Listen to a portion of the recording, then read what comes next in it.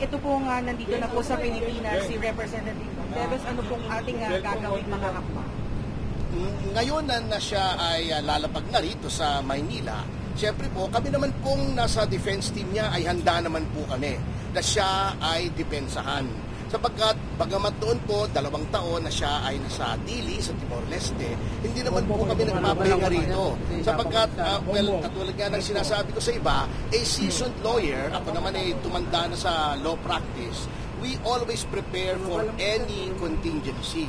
So habang nandun siya, inisip na rin namin na baka noong mga panahon na hindi pa namin malaman kung anong kahihinatnan noong request for extradition, naghahanda naman po kami. Hindi po kami tumitigil dito ng paghahanda sa kanyang mga depensa. Lalong-lalo na po ngayon na halos lahat po o pwede nating sabihin lahat na ng mga testimonya laban sa kanya ay binawi na ng mga gumawa ng mga testimonyang yon at sinasabing sila ay tinakot, sinaktan, binigyan ng mga abogado na hindi naman nila gusto, matibay naman po ang aming depensa kung siya po ay haharap na sa hukuman.